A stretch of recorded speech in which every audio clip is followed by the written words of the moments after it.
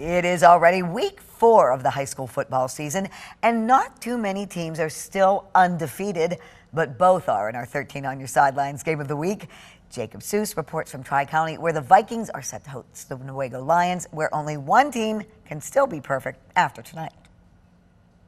Yeah, Juliet, this is one of the longest running rivalries that we have here in West Michigan. 57 years to be exact that Newaygo and Tri-County have been going head to head, and yes, both a perfect 3-0 coming tonight. And this one is even more important than the first 3 because it is the first game of conference play. But how we got here, well, each team's path is much different than the others.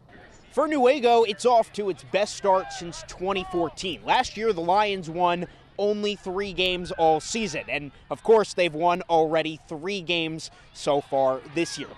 Legendary coach Ralph Munger is in his 2nd year at Newaygo, of course, after he spent many years at Rockford. So the Lions trying to stay perfect tonight, but it won't be easy. Tri-County, they've been consistently good for the past few years. The Vikings are off to their 3rd consecutive 3-0 start. After many years of struggling, they turned things around in 2021, and the Vikings have finished with winning records every year since then. And then, of course, it is that 57th meeting and the first game in CSAA Gold play. Newaygo comes into tonight leading the all-time head-to-head series 29-26-1.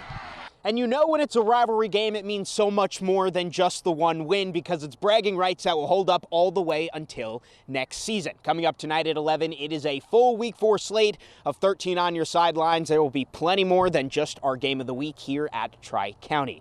But for now, in Howard City, Jacob Seuss, 13 on Your Side Sports.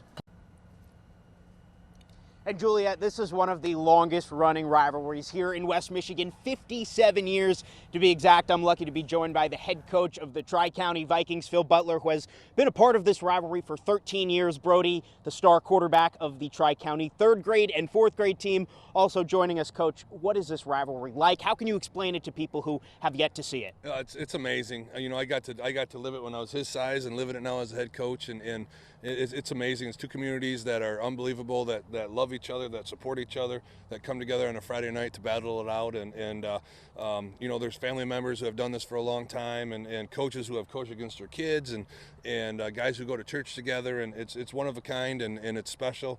And this year it's a little more special with them being 3-0 and us being 3-0, and we're really excited for 2 communities to come to Tri-County tonight and hash it out.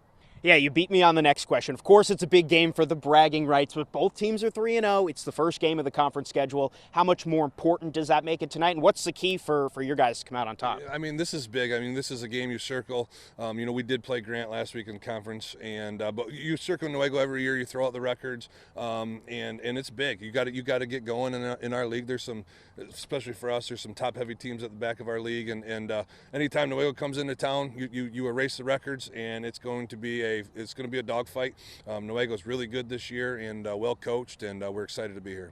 And this is going to be the most important question I ask all night. Brody, who is going to win tonight, and what's going to be the final score? I think it's going to be a great game. I think it's going to be 38-24 Tri-County. All right, you heard it there first. Tri-County coming out on top. We're going to have more here in Howard City coming up at 5:30. But for now, at the home of the Vikings, Jacob Seuss, 13 on Your Side Sports. Jacob, Brody stole the show there.